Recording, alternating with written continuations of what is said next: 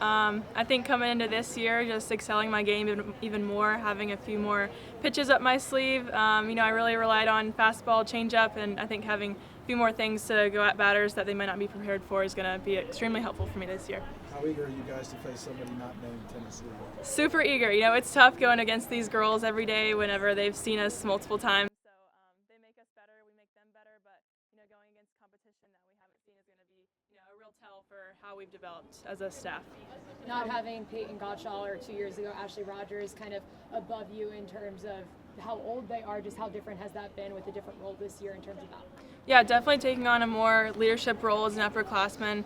Definitely, Ashley was a great role model to me my freshman year, and I've tried to implement, what she showed me as an upperclassman, what to do. I think just leading the way through, leading by example, doing everything that, our team needs to be done, and yeah, we're going to have a great staff. So. What was that process like for you stepping into a bigger leadership role with how many seniors you guys lost, a ton of freshmen, a lot of faces? Having Ashley and Peyton and Riley throughout my journey here at Tennessee, they helped me tremendously, to be able to step into that leadership role. They showed me what was helpful to hear as an underclassman and what I can, show my, teammates and the rest of our pitching staff to what helps make me better to help them reach their potential as well. How important are these February tournaments where you're playing 5 or 6 games in a weekend to setting the tone for the season and developing in terms of the pitching staff? Yeah, just getting a lot of reps, going at different teams, facing challenging opponents as well that we may not see during our regular season. But yeah, just going at each one of them with a clear mind and just competing. That's been our main thing recently, is just going out, competing, and being our best self. What stands out about Sage and what she's able to do in the circle? Yeah, her stuff is dirty, right? She spins the ball. She has great movement. She's really effective, and I think that her confidence in the mound just speaks for itself as well. She goes out there and she means business, and I think that's what our pitching staff is all about.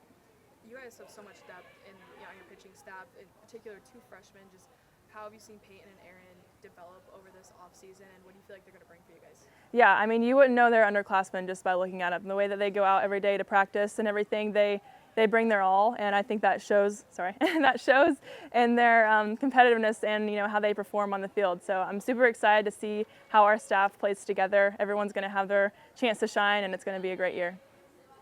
What excites you about having that versatility and that depth to be able to maybe do something different in games? Have somebody come in for a couple innings at the beginning and just kind of switch things up. Like, how fun is that for you as a pitcher? Yeah, it's super fun. When we go against teams that have prepared for one person and maybe not another, being able to go against their game plan and just go a completely different direction, it's super relieving knowing that we have everything in the toolbox to go against any team that we play. Do you feel it's more important for your performance when you're playing a high-quality pitcher like Jordy Ball opening night versus, or is it just the same every game?